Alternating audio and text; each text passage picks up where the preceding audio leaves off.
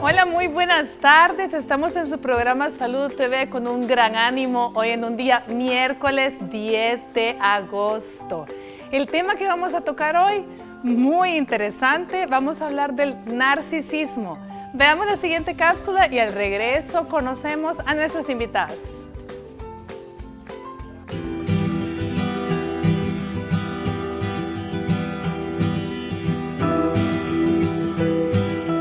El narcisismo es el primer período evolutivo en la efectividad del niño que se caracteriza por un líbido dirigido hacia sí mismo, es decir, el objeto de deseo es el propio yo. Esta fase vital es anterior al Edipo, donde el objeto de amor es la madre o la persona con la que se produce el primer vínculo. Los problemas surgen cuando esta etapa no se supera por problemas de abandonos, frialdad emocional del cuidador o rechazo. Sigmund Freud descubrió que un trauma vivido producía una congelación del tiempo relacionada con la capacidad de la persona de efectuar un proceso evolutivo hacia la conquista de la madurez. Luego, la personalidad narcisista es aquella que en algún punto de su emotividad quedó sin desarrollarse.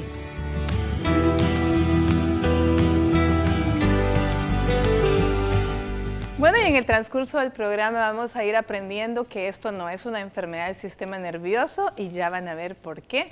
Pero sin embargo, para hablar de tan interesante tema, tenemos como nuestro primer invitado al doctor Mauricio Palacios, quien es neurólogo. ¿Qué tal, Mauricio? ¿Cómo estás? Buenos días. Pues muchas gracias por tenerme aquí en su programa, ¿verdad? Vamos a hablar un poco de un trastorno que es más que todo, como decías, no necesariamente neurológico, más que todo es psiquiátrico, ¿verdad? Que tiene una base, el nombre tiene una base en lo que es la tradición griega. La tradición griega habla de tres tipos de complejos, el de Sísifo, el de Ícaro y el de Narciso. Los griegos trataban de ejemplificar con sus propias deidades y sus propias historias todos los defectos del mismo humano se veían reflejados en sus deidades. Muchos de estas deidades tenían hijos con los humanos, ¿verdad? Y algunos de estos pues resultaban en algunos tipos de historias. Una de estas historias es el de Ícaro, que su tío le dice de que no vuele hacia el sol, puesto que sus alas están hechas de cera, junto con plumas de pájaro, pero él no puede evitar seguir subiendo y tratar de seguir subiendo y tratar de seguir subiendo hasta que se acerca al sol y se deshacen. El otro complejo es el de Sísifo, en el cual la persona siempre se ve que está tratando de llegar a más, pero siempre cuando ya llega casi a la cima va empujando una piedra y cuando ya está llegando a la cima, finalmente se desploma y vuelve a comenzar. Es la de nunca acabar, es el complejo de sentir de que nunca voy a poder lograr algo. Y el del narciso, que se basa en la autosuficiencia y en creer de que estoy por encima de todos los demás. Aquí reflejado más que todo en la belleza, una belleza que lo lleva al mismo Narciso a su muerte. Se ve en un río, se enamora de su misma figura hasta que cae al río y muere ahogado. Bueno, muy interesante, definitivamente parte de dónde aparece el narcisismo, esta patología de la cual vamos a estar hablando el día de hoy. Nuestro siguiente invitado, el licenciado José Martín Herrera, psicólogo. ¿Qué tal, licenciado? ¿Cómo está? Bueno, mucho gusto, agradecerle por el espacio que me brinda de estar acá compartiendo con ustedes una temática bastante llamativa desde el punto de vista psicológico, pues y vale la pena poder dar algún criterio sobre ello.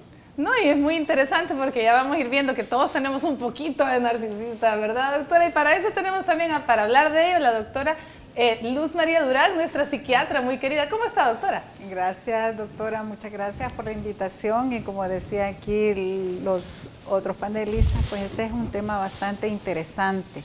Ya, pues en el transcurso del programa vamos a ir viendo que cierto grado de narcisismo pues es sano, ¿verdad? Hay que hacer la diferencia entre el narcisismo sano y el narcisismo patológico, y como relataba el doctor Palacios, pues la historia, el mito de Narciso tiene varias versiones, ¿verdad? Pero lo que nos tiene que quedar claro es que Narciso era una persona incapaz de establecer algún tipo de relación con los demás y era prácticamente un personaje que se contemplaba y no importaban los demás.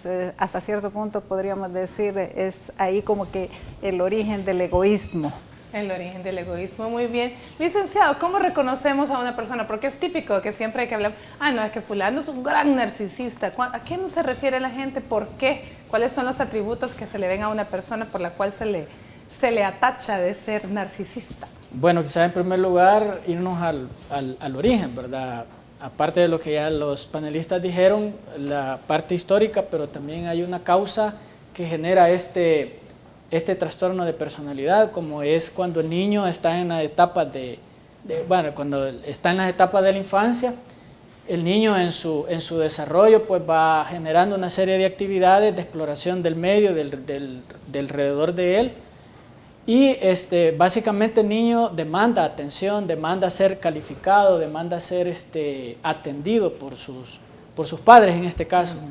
Pero casualmente pues se da el hecho de que el niño no logra resolver esa necesidad de ser reconocido, de ser calificado, de ser admirado por lo que él hace.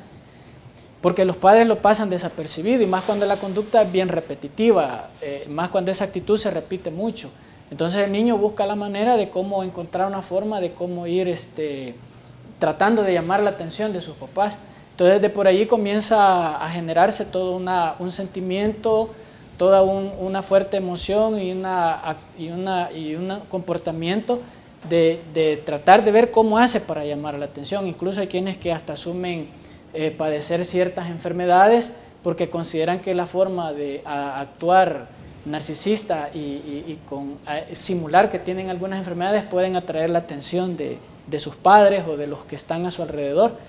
Entonces todo eso va generando una insatisfacción, una necesidad no satisfecha, de tal manera que con el tiempo pues y también pues que los padres en algún momento a lo mejor actúan de esa manera simple, displicente, fría, porque a lo mejor tuvieron alguna experiencia en alguna etapa de su vida traumática de abuso, de maltrato y todo eso, ¿verdad? No es algo así como que no le quiero hacer caso porque no quiero, ¿verdad? Sino más bien porque responde a otra situación meramente desestabilizadora a nivel emocional y psicológico que a la larga pues también arrastran al niño en este caso, ¿verdad? Claro. Pero en sí pues las características, digamos así, diagnósticas que podemos decir, bueno, es una persona con una actitud de grandiosidad, de agrandamiento, de superioridad, ¿verdad? De ver a los demás de una manera diferente a él, más chicos que él, pero él trata o sea, él siempre anda buscando querer brillar, querer sobresaltar entre los demás. Y cuando son personas que él considera que no están en su mismo nivel, en su misma altura, para él es mejor porque brilla más, ¿verdad? Entonces él simula, crea toda una ideación a nivel cognitivo que lo refleja a través de sus actitudes, ya un impacto a nivel psicológico, porque en su comportamiento refleja una actitud de sobrevaloración, como dije, de agrandamiento, de superioridad, y hasta cierto punto es una persona que es altanera, bastante actúa muy prepotentemente con los demás, y a los demás los utiliza hasta cierto punto solo para su propia conveniencia, para lograr sus objetivos. O sea, ahora, déjeme entender algo, porque realmente ahorita como empezamos hablando que esto va desde la niñez, quiere decir, obviamente no nacemos narcisistas. O sea, esto se va desarrollando, pero entonces definitivamente los padres tenemos mucho que ver en esto. Claro, o sea, muchas de los problemas psicoemocionales en nosotros, la base está en el hogar, la forma como nos van tratando, nos van moldeando, nos van educando. si hay valores, si no hay valores, si hay más un ambiente desestabilizador que un ambiente acogedor y equilibrante, ¿verdad?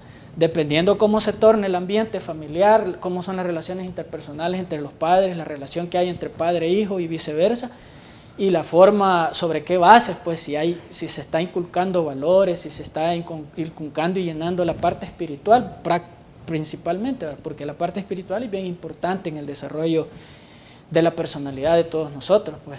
Entonces, toda esa situación pues tiene que ver si es más negativa o positiva, pues, o sea, ver en qué medida está ayudando en el desarrollo psicoemocional del niño.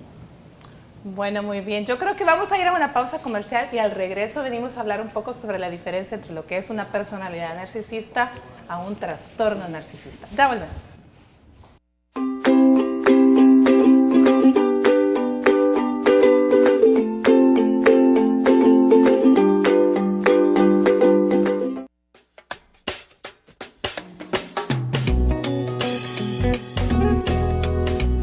En cierta manera tal vez sí o no, y no, porque si se chulea a sí mismo como que tiene un ego muy alto, y la verdad es que es bueno tener un ego pero medido, ¿no? Ni muy alto ni muy bajo, es como que tenga una autoestima muy elevada y eso no va con la personalidad de alguien. Pues la verdad hay sus pros y sus contras, ¿verdad? Como que a veces quizás tendría que ser uno no solamente jactarse uno a sí mismo, ¿verdad? Sino que debería de mostrarse la humildad, especialmente, pienso yo. Bueno, hasta cierto punto podría afectarle porque si se ama demasiado podría olvidarse de los demás, incluso hasta de su familia. Su autoestima, porque, por ejemplo, si yo me amo mucho, tengo que amar a los demás. Y creo yo que el amor, lo que siento por mí, lo tengo que compartir. Y no tenemos que ser narcisistas, porque narcisistas es como que fuéramos racistas. Y tenemos que amarnos unos a otros, como Dios demanda, ¿verdad? Pues yo creo que sí, porque si la consideran como alguien líder, yo siento de que sí puede afectar a las demás personas. Porque si la persona es narcisista, que solo para ella quiere, solo ella se exalta, obvio va a ver de menos a los demás y ahí puede haber una baja autoestima para las demás personas. Pueden decir, no, esa persona solo para él quiere las cosas y a nosotros no nos toma en cuenta. Así que yo pienso que sí puede afectar bastante la autoestima. Bueno, sí, claro, le puede afectar porque pues, no es algo normal, pues, ¿verdad? Uno tiene que ver las cosas con balanceado, pues, ¿verdad? Sí está bien cuidar como persona, cuidarnos, preocuparnos por nuestra presentación personal, pero tampoco llegar a eso, pues, ¿verdad? Es como no estar en la realidad. No es bueno. Porque el egocentrismo de ella, pues, no, para mí no es bueno, pues, no solo quererse a uno, no como querer a las demás personas. Todo afecta a familia, todo. Una persona así no es normal, ¿verdad? No, en cambio, cuando uno ama a toda su familia y todo eso es distinto. Pero cuando es uno a sí mismo, solo uno. Yo primero, yo segundo y yo tercero. No es nada normal.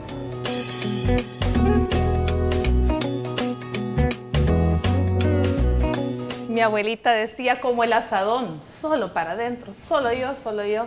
Pero hablemos un poco, doctor Palacios, hablemos egoísta, egocéntrico y narcisista. ¿Son lo mismo? No, son términos que deben de ser diferenciados. Creo de que un par de personas entrevistadas mencionaron algo bien importante, que es el amor hacia los otros. Si el ego es el yo, ¿verdad? Y eso es normal, pues tenemos que querernos uno mismo. Pero ya cuando todo gira alrededor de qué me hace daño a mí, qué es lo que quiero yo, pues entonces el paciente se empieza a volver egoísta, egocéntrico. El problema con el narcisismo, como lo cuenta la historia, es que él se veía a sí mismo y tenía incapacidad de amar a los demás. O sea, implica mucho más. Es una situación que lo aísla de todo el medio porque no tiene capacidad de amar a otros. Simplemente la persona amada es ella misma. Exacto, esa es como que la diferencia, la incapacidad de amar a los demás. Doctora Durán, hablemos, trastorno narcisista o personalidad narcisista. ¿Cuál es Bueno, la diferencia? habría que hacer la aclaración, ¿verdad? La personalidad narcisista no necesariamente implica un trastorno de personalidad narcisista. O sea, el trastorno de personalidad es cuando ya esto se volvió un problema, en donde la persona ya es, hasta cierto punto, no puede funcionar adecuadamente con los demás, ¿verdad? Incluso quizás habría que hablar un poco sobre el narcisismo primario y el narcisismo secundario. El narcisismo primario es prácticamente lo que se da en la primera etapa, como decía el licenciado, en la primera etapa del ser humano, en donde todas las necesidades del niño giran, todas las satisfacciones de necesidades giran alrededor de él. El problema se vuelve un narcisismo secundario cuando este niño se queda como fijado en esa etapa. Hay como una especie de regresión y no logra superar esa etapa y empieza incluso lo que decíamos, el impacto que pueden tener los padres en este tipo de situaciones, ¿verdad?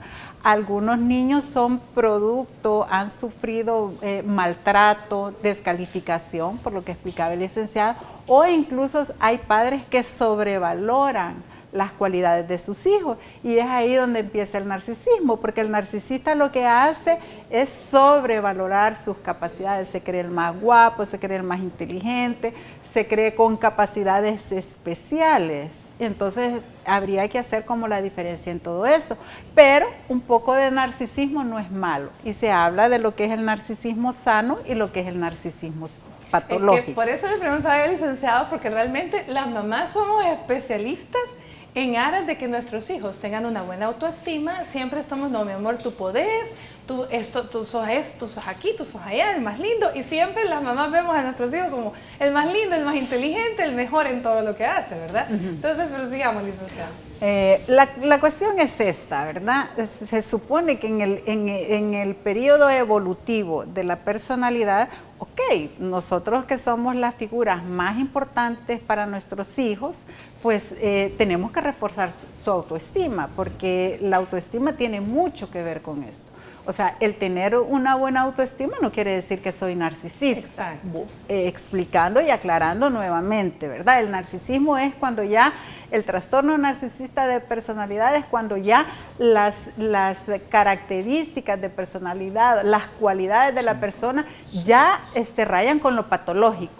Incluso uno de los diagnósticos diferenciales que habría que hacer en el trastorno de personalidad narcisista es el trastorno de ideas delirantes, como hablábamos, que ya más adelante vamos a explicar también que pueden haber causas orgánicas en los trastornos de ideas delirantes.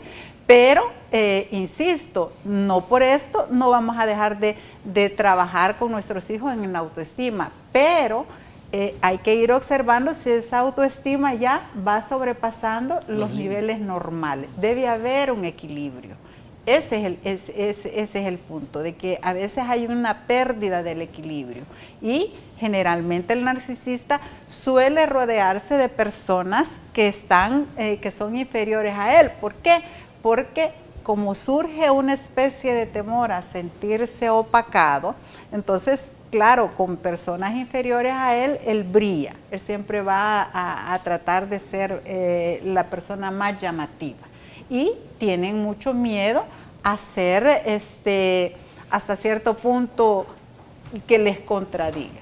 Y es ahí donde viene la molestia, el malestar. Y eso es que los vuelve disfuncionales. Muy bien. Y entonces, licenciado, ¿cómo reconocemos en un ambiente de trabajo a una persona narcisista?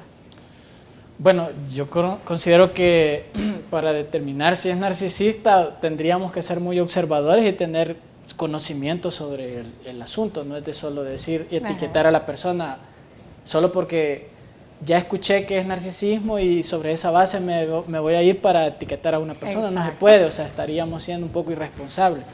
Sin embargo, pues las actitudes o las conductas de la persona, si son muy frecuentes, muy repetitivas, muy acentuadas y que se manifiestan que es algo ya característico en él, el diario vivir, o sea, allí es donde ya uno se pone que pensar, bueno, ¿y qué está pasando con ella, verdad? ¿Por qué de esta manera?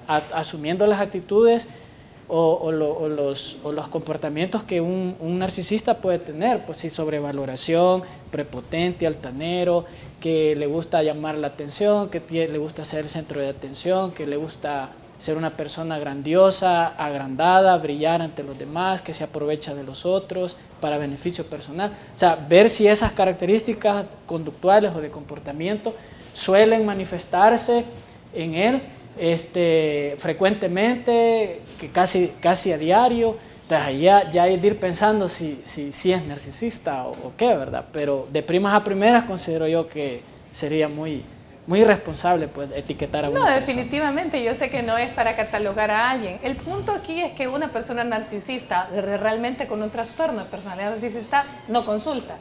Entonces, ¿qué pasa? ¿Cómo es que llegamos a tener este diagnóstico en alguien si ellos no van a consultar? Bueno, como decíamos, narcisistas pueden haber en cualquier lugar de trabajo, en cualquier círculo de amigos. Lo que pasa, como decía el licenciado, es observando, y quizás una de las cosas bien interesantes es que a nivel, lo que decía la doctora, no consultan. Ellos no sienten la necesidad de consultar porque ellos se sienten como muy bien, o sea, se sienten seres especiales.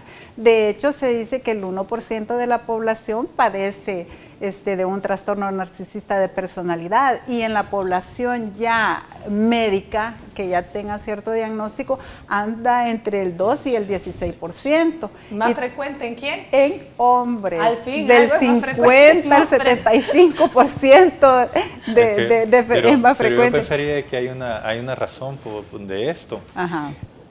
La misma sociedad tiende a opacar a la mujer. Y por eso es que quizás los hombres tienden a ser más narcisistas, porque, claro, son sociedades dominadas por hombres. Entonces, probablemente, por eso es que se expresa más en el hombre, porque tiene la libertad de expresarlo más. A la mujer se le opaca, la misma sociedad lo provoca. ¿En qué momento una personalidad narcisista se convierte en un trastorno y puede darnos problemas? O sea, ¿en qué momento eso es un problema? Porque aquí el punto es la incapacidad de amar más que a sí mismo. Entonces, ¿puede un trastorno de personalidad narcisista causar daño? Claro, a la hora de establecer, digamos, cuando la persona ya debería de establecer una familia, una relación de pareja, que es alrededor entre la tercera década de la vida, alrededor de la tercera década, cuando ya esta persona ya está en la época laboral, la época de formar su familia. Entonces son incapaces de establecer relaciones saludables, sanas, porque son demasiado fríos, egoístas, obtienen muchas ganancias secundarias, y eso pues obviamente va a traer problemas disfuncionales. Probablemente con lo que hablábamos de cómo reconocer a un paciente, porque no llegan a consultar, pero probablemente llegan a consultar por otro motivo, como por ejemplo lo que dice la doctora, que consultan cuando llegan con su pareja donde el psiquiatra porque tienen problemas en la pareja, ¿verdad? Entonces, ahí es donde el médico se da cuenta de que parte de la disfunción de la pareja es que uno de ellos pues, puede estar sufriendo de algún trastorno de personalidad.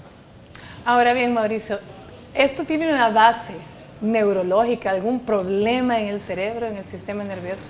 En términos generales, no. Quizás lo importante, como en otros programas se ha mencionado cuando hay problemas de tipo conductual, es que si son conductas inadecuadas, muy persistentes, y más cuando aparecen de forma aguda, de repente el paciente no era así, de repente se empieza a comportar de otra manera, siempre hay que investigar un trasfondo orgánico a la cabeza, pues descartar tumores cerebrales. Hablábamos antes de comenzar ¿cómo se llama? El programa, pacientes que de repente cambian su comportamiento y están en tratamientos por mucho tiempo hasta que finalmente alguien les hace un estudio de imagen y ahí estaba el tumor. Hay que recordar de que el lóbulo frontal tiene que ver mucho con los comportamientos, y personas muy desinhibidas a veces es porque hay algún tipo de lesión en estos lóbulos frontales. Una vez descartado de que no hay ninguna lesión estructural a nivel cerebral, también hay que tomar en cuenta el uso de tóxicos, ¿verdad?, que pudieran dar algunos comportamientos inadecuados, pero por lo general, como son cosas que vienen desarrollándose desde la infancia, por lo general es bastante fácil descartar la organicidad. Bueno, definitivamente vamos a hablar después si puede llegar a ser agresivos, incluso ya vamos a preguntar eso. Pero vámonos al siguiente corte y antes veamos la segunda fase de la atención de emergencias en nuestra siguiente nota.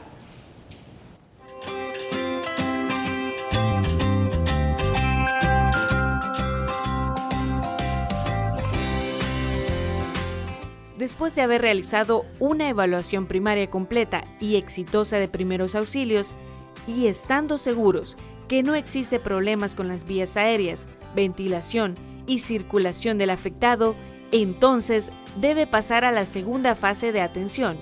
Esta es la revisión de cabeza a pies y el chequeo de los signos vitales, que es un proceso que debe llevar un orden estricto, empezando por revisar la cabeza y el cuello, luego el tórax y el abdomen, para continuar con la pelvis y las extremidades inferiores. El objetivo de esta evaluación es que identifiques lesiones que por sí solas no ponen en peligro inminente la vida del paciente, pero que sumadas unas a otras pueden generar algún tipo de riesgo. Para finalizar, busca deformaciones, hundimientos, asimetría o hemorragias.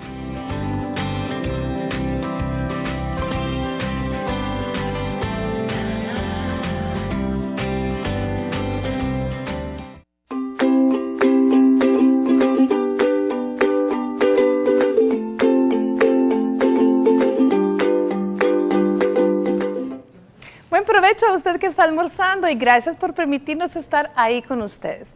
Como habrán visto en programas anteriores, hemos regalado unas terapias antiestrés y este día quiero que vean el reportaje que hicimos para que ustedes conozcan de qué se tratan esas terapias. Veamos el siguiente reportaje.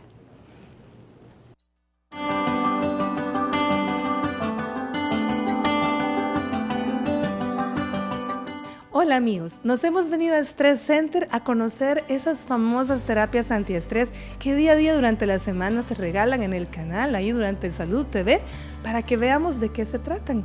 Y miren, este es un lugar donde desde que se entra la palabra estrés no cabe. Ustedes pueden ver lo hermoso del lugar y lo relajado y el clima y el ambiente tan bonito que se siente.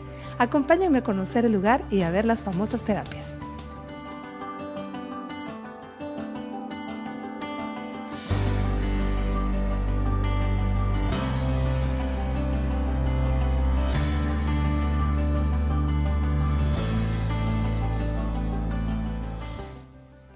Bueno, estamos con la licenciada Belinda Martínez, quien es gerente de Stress Center. ¿Qué tal, licenciada? Gracias. Muy bien, aquí, mire, felices de tenerlos acá. Bueno, también recuerden que ella es nutricionista de Salud TV y en este día pues nos va a dar este tour por Stress Center, pero antes quisiera que nos cuentes cómo nace Stress Center, quiénes son y cómo nace y cuándo nació. Ok, Stress Center nació en el 2004, ¿verdad? Tenemos más de 10 años de experiencia. Nace a raíz del doctor Rafael Antonio Martínez Cortés, él es neurocirujano, y comenzó por los estudios de muchos pacientes que consultaban con dolores de cabeza pensando que tenían un tumor, cuando realmente eran más problemas de estrés, ansiosos y problemas que se veían con la todo el problema psiconeurológico, ¿verdad? Que empezaban todos los padecimientos. Entonces, en una de las muchas presiones que él generaba, pues salió diabético, salió con muchos problemas y entonces ahí se empezó él más a estudiar sobre el tema del estrés, ¿verdad? Sobre el estrés y todas las implicaciones que esto tiene en la salud. Así. ¿Y quiénes conforman Stress Center ahora? Somos un equipo multidisciplinario, tenemos medicina interna, ortopedia, afuera también tenemos otorrinolaringología, neurología, nutrición, fisioterapia, psicología y otras especialidades, ¿verdad? Que estamos dentro de la clínica para ayudar a hacer un tratamiento integral del dolor y el estrés. Actualmente hemos ganado premios internacionales por el mejor servicio, por ser clínica de buenos servicios e innovadores en técnicas de especialización en general, tanto de neurorehabilitación como de tratamientos en el estrés, así como de estudios que hemos llevado a concursar internacionalmente. Se hace una previa evaluación, ¿verdad?, a los pacientes. No necesitan pasar necesariamente consulta. Si vienen con crisis, se hace un previo diagnóstico, ya sea con la fisioterapista, o se les manda a hacer el test de estrés estresores de una forma gratuita en la clínica, y la variabilidad de la frecuencia cardíaca. Posteriormente se le indica la terapia, el tipo de terapia más adecuada. Puede ser, depende del padecimiento, un masaje antiestrés. Se evalúa cómo viene el paciente. Si viene muy ansioso, se cambia la técnica. Si viene con estado depresivo, varía la técnica. O también empezamos las compresas frías, las compresas calientes, el láser de bajo poder.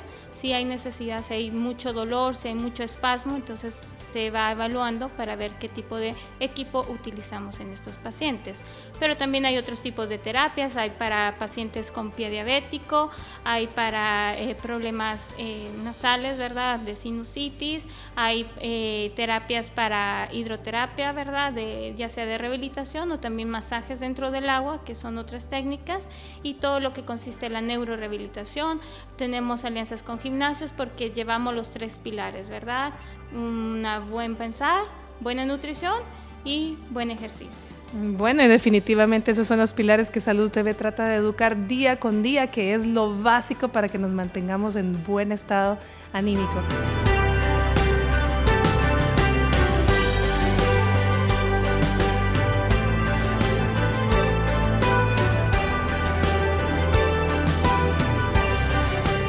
No se pueden imaginar qué relajada me siento, no les puedo explicar, las manos de Janet son maravillosas. De verdad, los invito a que vengan a conocer a Stress Center, que vengan a probar todas las terapias maravillosas que tienen, y por supuesto no se pierdan su programa Salud TV, porque cada vez que veamos la cápsula del minuto sin estrés, se va a estar regalando una terapia antiestrés, y eso es una posibilidad para que usted venga y disfrute de este estado de relajación como en el que yo estoy ahorita. Gracias a Stress Center y gracias a ustedes por seguir con nosotros. Adiós.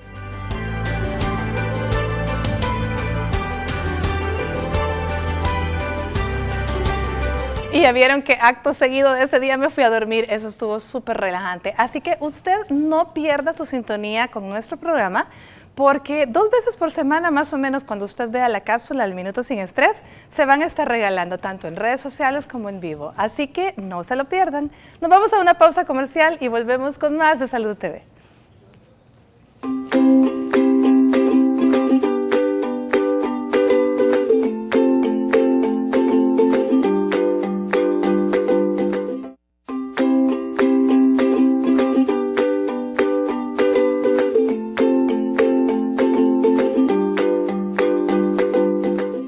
El narcisismo es el tema que estamos tocando el día de hoy, y si usted no puso anterior en el bloque anterior en el que hablamos un poco de la historia de la mitología griega, del origen de Narciso, veámoslo en la siguiente nota.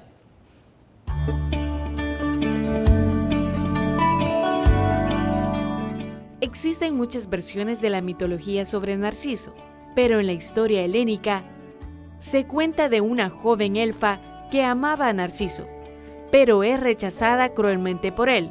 Como una forma de burlarse de ella, Narciso le entrega una espada, que ella utiliza para suicidarse ante las puertas de la casa de Narciso, mientras reza a la diosa de la venganza, Némesis, pidiéndole que Narciso un día conozca el dolor del amor no correspondido. Se cree que esta maldición se cumple cuando éste se enamora de su propia imagen reflejada en un estanque e intenta seducir al hermoso joven, sin darse cuenta que se trata de él mismo, hasta que intenta besarlo. Entristecido de dolor, Narciso se suicida con su espada.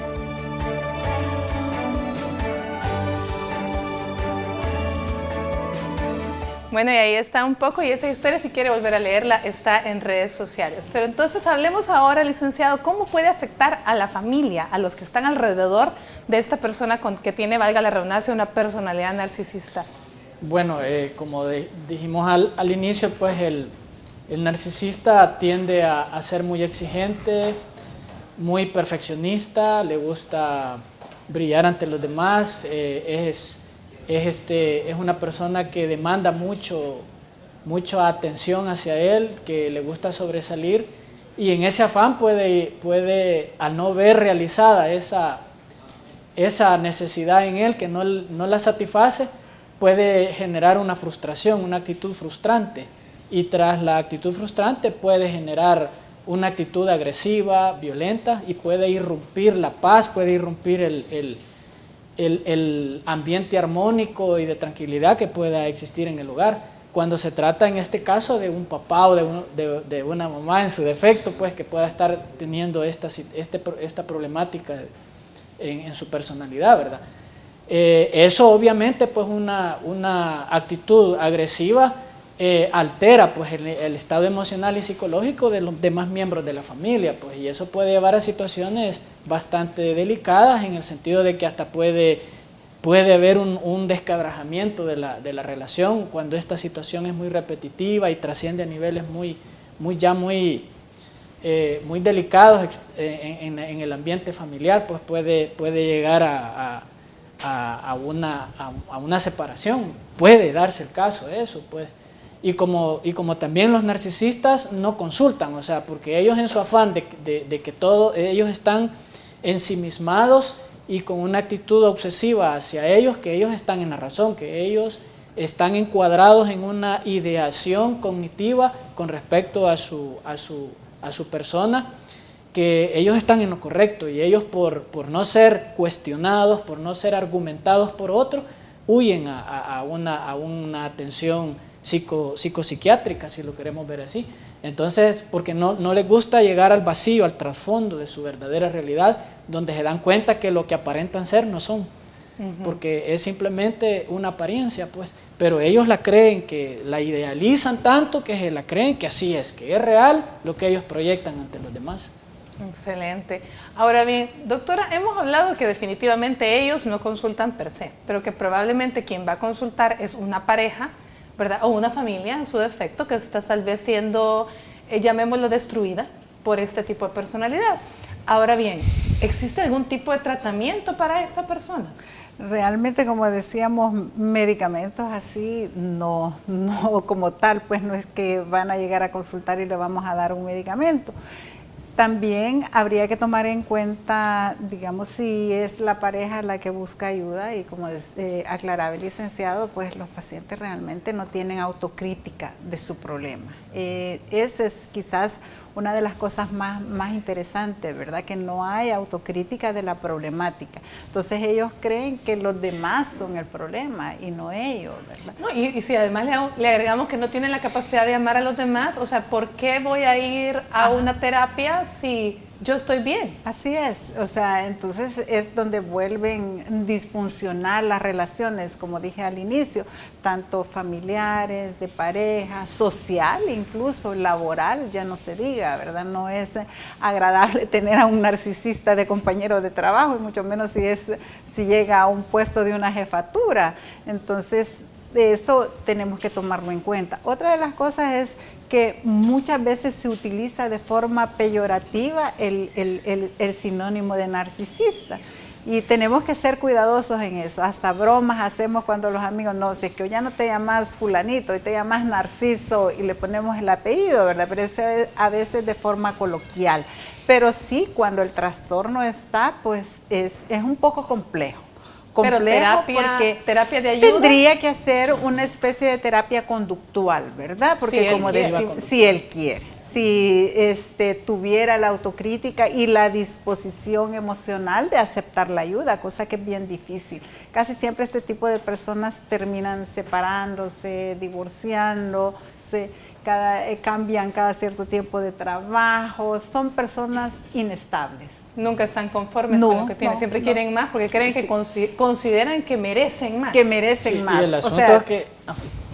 tienen sus cualidades sobrevaloradas. Ese es el problema, que sobrevaloran sus capacidades. Como decimos, se creen el más bello, el más inteligente, el que tiene derecho a tener un reconocimiento superior a las demás personas. Nos decía, sí, la cuestión es que como con ese afán de tener una actitud de sí mismo de sobrevaloración, ven a los demás de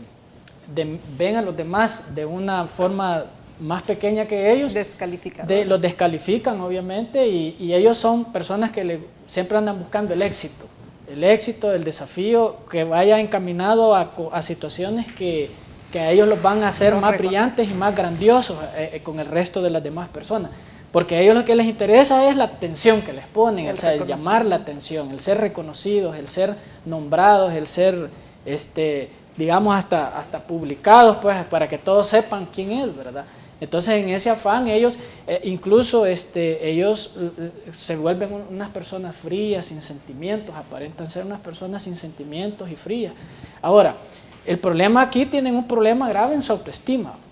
Y la autoestima, digamos, en un tratamiento lo que primero que tendría que trabajar es la autoestima, porque es un problema grave de autoestima. O sea, que al contrario de lo que creemos, que tienen una autoestima muy alta, en realidad es una autoestima baja. Sí, es una autoestima baja, porque el hecho de creerse más que otros es un problema de autoestima. O sea, aquí lo que vamos buscando es mantener un equilibrio. Yo creo que la generalidad de nosotros, como bien lo decía la autora, todos tenemos un poco de histrionismo, y es bueno, ¿verdad? Porque es bueno preocuparse por uno de hacerse sentir, pero mesuradamente, medidamente. Ya cuando nos pasamos de ese nivel y que se vuelve muy repetitiva, muy obsesiva, ya estamos entrando a otra dimensionalidad de nuestra estructura emocional y psicológica. Excelente. Bueno, vámonos a un corte viendo esta siguiente nota de terapia en casa y volvemos con lo último del programa de hoy.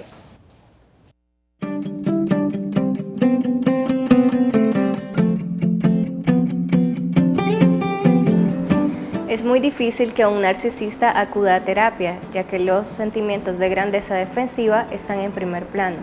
Para evitar caer en ese problema, escuche y ponga atención a los siguientes consejos. Permita que la atención llegue a usted. Cuando entre y salga de un lugar, hágalo silenciosamente. No interrumpa a los demás y trate de hablar bajito. Respete los derechos y espacios de los demás. No pida favores, haga peticiones en lugar de dar órdenes o mandar. No cultive el placer interno de haber alcanzado sus logros. Deje de alardear, deje que los cumplidos le lleguen a usted sin tener que presumirlos. Fomente las relaciones armoniosas y disfrute el momento de compartir con los demás.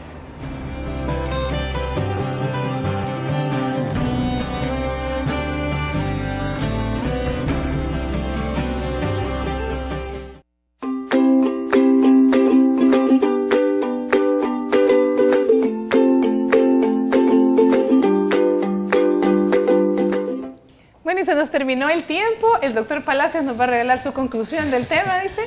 Bueno, lo primero es que frente a cualquier conducta inadecuada, pues descartar siempre organicidad y buscar, ya una vez se haya descartado esto, buscar una ayuda adecuada.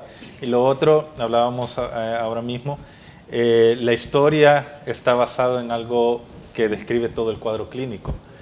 El paciente hace daño a otros, la historia de Eco, ¿verdad? Le hace daño primero a esta ninfa que busca amarlo, sin embargo se hace daño él mismo al final. Bueno, entonces ya sabemos, siempre es importante cultivar en nuestros hijos también el amor a Dios, el amor a los demás, el servir, ¿verdad? No solamente levantemos su autoestima y los hagamos que no les importen los demás. Se nos terminó el tema, pero ya les doy las gracias a ustedes y a los doctores, doctor Palacios, doctora Durán, licenciado, un gusto haberlos tenido por acá. Y a ustedes que nos acompañaron, por supuesto, muchas gracias. Mañana venimos con las infecciones de transmisión sexual. Por hoy, que tengan una linda tarde, que Dios los bendiga.